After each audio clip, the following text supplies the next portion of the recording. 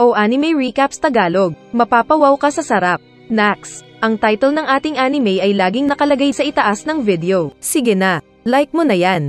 Isang araw ay nagja-jogging si Baki sa isang tulay.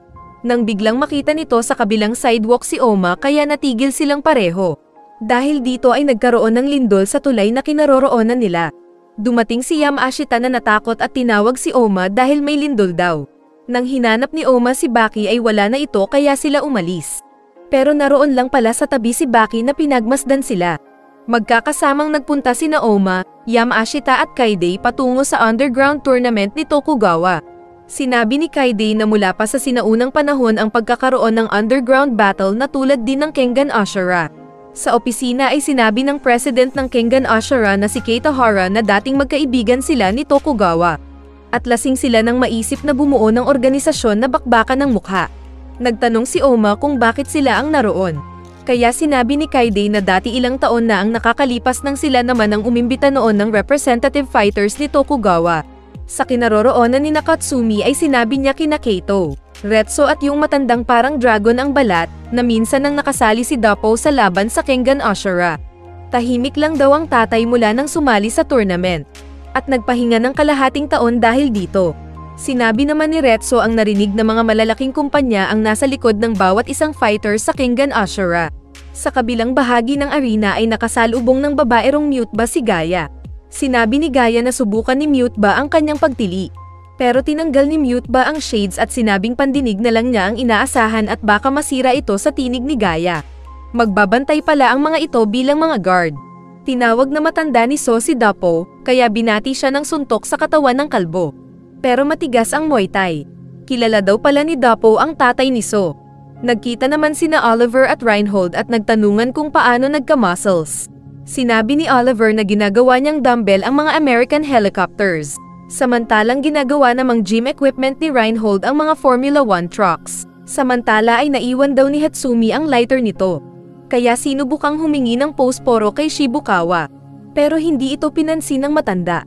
Nakaupo ang mga fighters ng Kengan Ashura, at pinag-uusapan nila ang mga nakakatakot at puno ng muscles na mukha ng mga kasama ni Baki.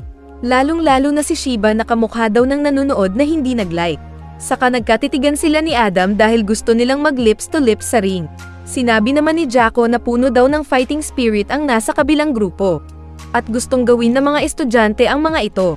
Tumingin naman sa malayo si Retso at si Fang ng Metsudo ang crush niya. Kaya nasabi na lang ng matandang Kayo na kailangan nilang mag-ingat. Pinapanood pala sila sa CCTV ng doktor na si Hajime. At sinabi ng baliw na doktor na gusto silang gawing experiment subject lahat. Pero pumasok si Kureha na binati siya at sumagot na hindi ganun kadali. Nag-alala ang nurse na maglalaban sila. Pero nag-shake hands ang dalawa na dati daw magkamag-aral sa medisina. Kaya pala pareho silang mga baliw na doktor. Nagsalita ang magkaibigang host na sina Tokugawa at Keita Hara. Ipinaliwanag nila ang rules na pwede lahat maliban lang sa paggamit ng armas. Sinabi nilang ang laban ay 3-match competition sa pagitan ng Kengan Ashura fighters at ng underground tournament fighters. Hinahanap ni Yamashita si Oma, pero nasa waiting room na ito na nagpapainit at pasuntok-suntok pa. Samantalang naghahanda na rin si Baki na pangiti-ngiti pa. Sina Tyson at Sayaka ang magiging announcer at naka-live pala ang laban para sa mga mayayaman na mahilig sa laban. Tinawag nila ang unang maglalaban sa ring. Walang iba kundi si So na maingay na Muay Thai specialist. At ang kalaban nito ay ang Yakuza na si Hanayama. Pagtambol ng kalahi ni Last Airbender ay naunang lumapit si So kay Hanayama. Sumuntok ang Yakuza pero nailagan ni So. Saka mabilis na pinagsusuntok ang nasaktan na Hanayama. At natikman pa ang calf kick attack ni So. Ngunit nainis ito na bumigwas ng malakas na suntok kay So, kaya nasmack ang mukha ni So na naitapon sa pader. Kaya nagulat ang mga mayayaman na fighters. Lalo na nang sabihin ni Sekibayashi na hindi nagti-training si Hanayama. Masaya naman ang kalbo dahil malakas ang fighter nito. At naalala ng kinumbinsi nito ang Yakuza na lumaban para sa kanya. Masayang tumayo si So na napasigaw sa excitement. Pero sa isip ay nagtaka kung paano siya pinalipad kahit naka-guard siya. Biglang naghubad si Hanayama para ipakita ang tattoo nitong mukha ng lalaki at para mag-model ng kakaibang brief. Pero matapang na tumakbo palapit si So na tinikman ang suntok ni Hanayama. Saka nagkasuntukan sila nang walang tigil ni Hanayama ng patigasan ng mukha. Kaya nabibilib si Shiba na nanonood. Sinuntok ni Hanayama ang kalaban na isinangga ang mukha na masaya pa. Kaya sumipa ng malakas at sumuntok pa si Hanayama sa mukha ni So. Ngunit nakangiti pa rin ang Mokong at sinipa ng malakas ang ulo ng Yakuza. At nahilo si Hanayama na napaluhod sa lupa. Dahil sa training ni So na minamartilyo ang sariling bungo ay naging matigas ito. Sinabi ni Dapo na kahit siya na pinapatigas ang kamao araw-araw sa pag-insayo ay hindi malalagpasan ang hirap ng pagsasanay ni So. Akala ng mga nanonood kung tapos na ang laban. Dahil bagbog na si Hanayama sa suntok ni So at hindi nakakabawi. Tapos nasuntok pa ito sa mukha. Ngunit mabilis hinawakan ng Yakuza ang kamay ng Muay Thai at piniga ito ng ubod lakas. At para itong pinisat na hindi nalutong chicken joy at lumabas ang first layer of muscles. Na kinagulat ng mga nanonood. Saka pa nagbuelo at sinuntok ng ubod lakas ni Hanayama ang mukha ni So. Ngunit tumayo pa rin si So na unti-unting nilapitan si Hanayama. Kaya muling nagbuelo si Hanayama ng isa pang malakas na suntok. Pero sinalubong ito ng matigas na headbutt ni So. Kaya nawasak naman ang kamay ni Hanayama. Subalit inayos ulit ito ni Hanayama at nabuo ang kamay. Kaya nagpatuloy ang dalawang baliw ng palakasan ng headbutt at lakas ng suntok. At paulit-ulit nila itong ginawa ng ilang beses. Pero sa huling pag-arangkada ng dalawa ay naitapon si So sa pader. Kaya sinabi ng mga manunood na talagang mayuyugyog ang utak ni So sa patigasan nilang iyon. Kaso ay hindi pa tapos si So na muling tumayo at ipinasuntok ang ulo sa nagbuelo ulit ng suntok na Hanayama. Kaya sa huling pagkakataon ay knockdown ang bugok sa lupa. At siya ang inilagay sa stretcher. Dahil sa fighting spirit ni So ay mas lalong na-excite si Jacko na nais isali si So sa kanyang club. At idol na daw ito ni Shiba na kapareho din ni So na ulo ang armas. Samantala ay nagkainitan ang dalawang maskulado na Reinhold at Oliver sa kung sino ang mas maganda at sexy ang curves sa kanilang mga katawan. Kaya nagbunong braso na lang ang mga ito para patunayan ang pagkamacho. At hindi sila tulad ni Sean the Boy Bitin sa pakikipagbunong braso. Masisira na sana ang bleachers pero dumating sina Shibukawa at Hatsumi at ginamitan silang pareho ng Aikido. At bagsak ang dalawang macho. Dahil dito ay nakuha ni Hatsumi ang respeto ni Shibukawa. Samantala ay binalikan ni Oma sina Kaide at Yamashita. At naramdaman niya ang aura ang anak ng ogre na nakatingin sa kanya. Pero humble lang si Baki na tumingin pababa. Pero Hanma pa rin iyan sa loob. Ang kasunod na laban ay sa pagitan ni Ryan at Jack Hammer. Kaya excited ang dalawang host. Pagtambol ay agad na nagsalubong ang dalawang marahas na nilalang at nagkasuntukan ng walang tigil sa mukha. Pero mas bumibilis ang pagsuntok ni Ryan sa mukha ni Jack at hindi makahabol ang Hanma. Kaya naihagis sa pader at pinagtawanan siya ni Ryan na mahinang jackhammer hindi tulad ng narinig niya. Naalala ni Ryan nang sinabi ni Keita Hara na Superman ang kakalabanin nitong Jack dahil sa paggamit ng mga droga. Kaya nagka-interest ang baliktad ang mata. Sinabi ni Ryan na nakaka-disappoint daw ang natalo agad na si Jack. Kaya bigla siyang sinuntok ni Jack na naitapon at nag-backflip. Pero hindi pa tapos si Jack na muling sumugod ng malalakas na suntok nito, saka sinipa ang side ng ulo ni Ryan na naitapon sa lupa. At kitang-kita pa sa mukha ni Jack ang nilaplap dati ni Pickle noong mag-lips to lips sila. Hindi daw interesado si Jack sa pakikipaglaban sa walang silbi na kalabang si Ryan. Pero ipinaliwanag ni Tokugawa na ginawa sa pamamagitan ng selective breeding si Ryan para maging perfect fighter. Kaya pumayag si Jack sa labang iyon. Naiinis itong umatake dahil tinawag siya ni Ryan na peke dahil sa paggamit ng drugs. Saka pinagsusuntok at sinipa ulit ang lumaban pero naitapon na Ryan.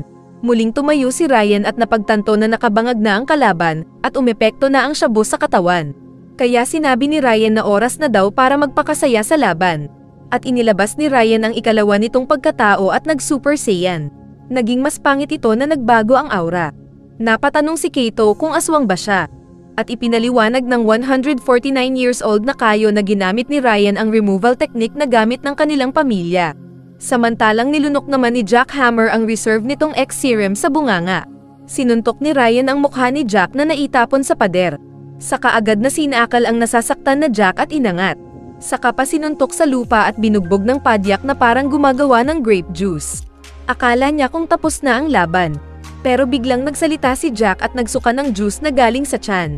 Ginawa daw niya ito bilang proseso ng pag-access sa tunay na lakas na dulot ng drugs. Kaya lumiit ang katawan ni Jack na naging mas magaan. Nasabi na lang ni Baki na baliw silang pareho. Na-excite pang lalo si Ryan dahil sa pagbabago ng kaharap. At mabilis ulit silang nagsalpukan at mabilis na nagsuntukan. Sumipa si Ryan, pero nasangga ni Jack gamit ang kamay. Saka kinagat na ni Jack ang kalaban at itinapon sa ere. Bumalik si Ryan na sinunggaban ang bunganga ni Jack. Kaya bumawi si Jack ng mga suntok sa tiyan ni Ryan. Saka kumagat pa ulit si Jack. Ngunit nabugbog siya ni Ryan na natomba pa sa lupa. Pagtayo nila ay natabasan ng kagat ang katawan ni Ryan, samantalang bogbog at bungal naman si Jack. Alam ng mga nanonood na death battle ang alam ng dalawang bugok. Muling umatake si Jack na nais kumagat. Pero para siyang manok na hinawakan ni Ryan sa leeg at hindi makatuka. Hindi kasi siya nanood ng turo ni Master Manok na self-defense. Buong lakas na sinakal ni Ryan ang leeg ni Jack. Hanggang mahilo ito at bagsak sa lupa. Kaya si Ryan ang tinanghal ng mga host na panalo. Kaso ay muling bamuka ang mata ni Jack na muling umatake kay Ryan. Kaya muli silang nagkasantukan ng walang tigil. Lumapit ang mga referee at sinabi pa ni Tokugawa na tapos na ang laban.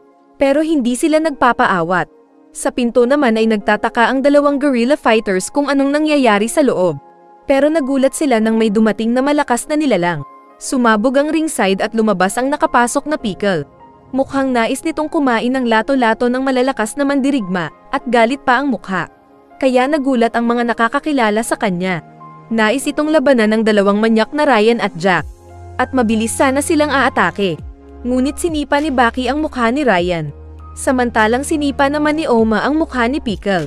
Mabilis pang babalik sana si Jack pero sinabi ni Baki na natalo na siya. Agad na pinigilan naman ni Nakatsumi at Retso si Ryan. At naramdaman pa ni Ryan na naubos ang naka-charge nitong power. Samantalang sinabi ni Oma kay Pickle na kung hindi siya kasali sa laban ay gumilid na lang ito. At nakinig daw ang Jurassic na tao. Pero kamusta na kaya yung anak niya sa ginahasa niyang reporter? Sinabi ni Jack kay Baki na sa ibang araw na lang niya tatapusin ang mga kalaban saka din umalis. Samantalang galit pa rin si Ryan na hinahamon daw si Baki. Sinabi ni Baki na open siya kahit anong oras para sa laban nila. Pero tinulak na ito ni Naretso at Katsumi paalis. Dahil sa nakita ay muling nais kunin ni Jacko ang mga naglaban sa kanyang liga. Kaya sa isip ni Kaito ay dapat itong oprahan sa utak. Habang kausap ang jujitsung bakla ay namangha si Adam sa nakitang kuko ni Pickle. Dahil naiihi ay agad na tumakbo patungo sa banyo. Nakita niya sa CR si Shiba na naiihi din. Pero dahil hindi sila magkabati ay ayaw magbigayan. Kaya naghamunan sila na ang unang papasok sa CR ay matatalo saka nagpatagalan sila ng pagpigil sa ihi. Samantala ay nagsasanay si Oma sa kanyang pagtulog. At nagsasanay naman si Baki sa visualization nito sa kalaban na Oma. Sa ring ay ipinakilala ni Sayaka ang champion ng underground na si Baki. Saka din pinakilala si Oma bilang challenger doon. Pareho ang dalawang bida na naalala noong magkasalubong sila sa bridge noon. Pagkatapos ng tambol ay nagkatitigan ang dalawang bida. Binalak ni Oma na maunang umatake. Ngunit bigla siyang sinipa ni Baki ng malakas sa ulo. Kaya bagsak si Oma na kinagulat ni Yamashita at Kaide. Muling bumangon si Oma, pero agad siyang tinalo ni Baki ng mabilis na pagsipa sa mukha. Kaso ay si Baki ang nasaktan ang paa. Dahil pala ito sa teknik ni Oma mula kay Nico na adamantine defense. Yung parang kasing tigas ng bakal na shield. Naisip ni Oma na hindi ordinaryo si Baki na kalaban. Naalala niya ang ipinaliwanag ni Kaide na mula pagkabata ay pakikipaglaban na ang inatupag ni Baki. At naisip niyang katulad lang niya si Baki na namulat sa pakikipaglaban sa musmos na gulang pa lang. Mabilis na lumapit si Oma at nakipagbakbakan kay Baki na sumangga-sangga. Sumuntok si Baki pero gamit ni Oma ang adamantine shield. Kaya ginamit ni Baki ang karate fist ng Shinshinkai at sinuntok ang tiyan ni Oma. Kaya lumagapak si Oma na naitapon sa ringside. Nagtaka ang mga kasama ni Oma dahil nasira ang indestructible shield niya. Pero ipinaliwanag ni Gaulang na dahil inilagay lahat ni Baki ang bigat at lakas sa kamao niya. Nasaktan si Oma pero muling tumayo. Sinabi pa ni Baki na may iba pa siyang teknik. At sa isip ni Baki ay katulad lang niya si Oma.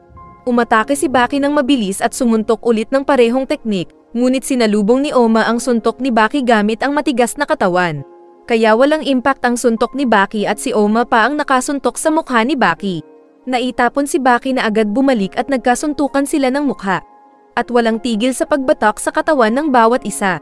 Kaya hindi makapaniwala si Nakatsumi at ng iba na may nakakagawang makipagbasagan kay Baki. Umatras si Baki saka umikot para gamitin ang isa pa nitong teknik. At sinampal niya ng malakas ang likod ni Oma gamit ang nakakatanggal balat na sapak. Kaya nasaktan ng husto si Oma na nag-red pa ang katawan. Naging malambot ang katawan ni Baki na tulad ng latigo at sinipa pa ang inner thigh ni Oma kaya hindi na effective ang shield nitong matigas na katawan. Ngunit sa muling pag-atake ni Baki ay nakaisip ng paraan si Oma. At sa muling pagsapak ni Baki ay ginamitan niya ito ng Aikido at tinapon si Baki. Lalapitan sana ni Oma si Baki, pero nag-evaporate ang katawan ni Baki at walang ano-ano na ginamit ang cockroach dash nito. At kasing bilis ng ipis na binangga ni Baki si Oma, pero siya ang naitapon sa pader. Matigas pa rin si Oma na muling umatake kay Baki ng malakas na suntok. Kaya ginamit naman ngayon ni Baki ang Shaori technique na turo ng matandang kayo at umikot-ikot siya para matigil ang impact. Saka bumawi ng malakas na mock punch na inimbento ni Katsumi. Kaso ay ginamit lang ulit ni Oma ang Nico-style Jiu-Jitsu at tinapon si Baki. Sumuntok naman si Oma at nagulat siya nang siya naman ang tinapon ni Baki gamit ang Nico-style one-arm shoulder throw. Nakopya daw ito ni Baki sa pamamagitan ng pag-obserba lamang. Sinabi ni Baki na matigas si Oma dahil nagamit na niya ang maraming teknik pero hindi ito natutumba. Susuntok pa sana si Baki pero siya ang naitapon pabalik. Dahil ginamit na ni Oma ang kakaibang kakayahan na maging pangit. Sinabi ni Kako na ito ang teknik na possessed by a god. Gamit ang pagpapabilis ng tibok ng puso at daloy ng dugo ay umiinit ang katawan ni Oma na inilalabas naman niya bilang attack power. Ngunit delikado ang teknik na ito dahil nasisira ang katawan ng gumagawa. Pero tumayo pa rin si Baki at ipinakita naman ang mukha ng ogre sa likod na pinagtaka ng taga Kengan Ashura. Kaya alam ni Tokugawa at Keitahara na malapit na ang climax. Muling nagkasalpukan ang dalawang malakas na bida gamit ang ultimate strength nila. At sa pagkakataong ito ng kanilang santukan, ay nagdugo ang kanilang mga katawan. At nagkasundo ang dalawang macho na nasasaksihan nila ang tunay na malakas na laban. Sa isip ni Oma ay alam na ang lakas ni Baki ay mula sa experience sa mga nakalaban. Samantalang sa isip naman ni Baki ay parang naging iisang tao ang lahat ng kanyang mga nakalaban. Nagkasuntukan pa sila at parehong natamba. Saka bumalik sa pagiging normal si Oma. Samantalang nagulantang naman si Baki sa naramdaman na napamulagat. May naramdaman din si Seisho na hindi niya maintindihan. Maging si Gaya ay nanginig sa takot na ipinagtaka ng babae ro na mute ba. Dahil nasa ring na pala ang pinakamalakas na fighter na si Yujiro. Agad na tumayo ang dalawang bida dahil sa malakas na halimaw sa harap. Sinabi ni Baki na laban niya iyon, pero nais makisawsaw ni Yujiro. Kaya sinabi din ni Oma na dapat hindi nakikialam ang tatay sa laban ng mga anak. Nakangisi si Yujiro nang mapansin ang paparating. Dumating pala si Kuroki dahil naramdaman ang intense ng lakas ni Yujiro. Nakilala ito ni Yujiro na tinawag din na Devil Lance. Nagpunta doon si Kuroki para daw matesting ang lakas nito. At ang perfect na kalaban ay si Yujiro. Saka din ito pumosisyon para maglaban sila. Ngunit galit na sinuntok ni Baki ang sumangga na Kuroki. Samantalang sinuntok ni Oma ang umilag na Yujiro. Sinabi ni Kuroki kay Baki na hindi siya matatamaan. At sinabi ni Yujiro kay Oma na wala siyang laban sa Hanma. Magkakainitan na sana ang apat sa ring.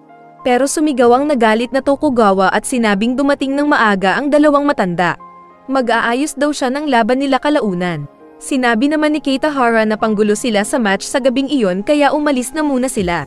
At sinunod nga ito ng dalawang matanda na umalis ng ring. Nagpasensya si Baki sa nangyari. Pero mabilis na sinabi ni Oma na ipagpatuloy nila ang laban. Pero tahimik lang si Baki, kaya naintindihan ito ni Oma. Sinuntok pala ni Kuroki si Baki gamit ang Devil Lance nito. Samantalang sinuntok ni Yujiro ang katawan ni Oma. Kaya kailangan muna nilang magpagaling. Ngunit sinabi nilang pareho na maglalaban daw silang muli. Nagkatinginan sina Tokugawa at Keitahara at nag-announce silang dahil sa panggugulo ng mga matatanda ay walang nanalo sa laban at ito ay tabla. Samantala sa isang covered court ay nakita ni Seisho ang 5 malalakas na convict na dating kinalaban ni Baki. Magkakasama ang mga ito, kaya sinabi ng baliw na pulis na ipaglalaban ang justice. Ito kasi yung parang Batman sa gabi na naghahunting ng mga masamang tao at pinapatay sila. Pero sa tingin ko ay yung 5 convict naman ay nasa next level nilang sarili kumpara sa natapos ng nilabanan noon ni Baki. Sa bahay ni Baki ay hindi pa tapos ang laban nila ni Oma. Kaya gamit ang visualization technique ay inimagine niyang kalaban si Oma. Samantala sa pagtulog ni Oma, ay pinapanaginipan naman niyang kalaban si Baki. At sa pagtatapos ay patuloy ang kanilang laban.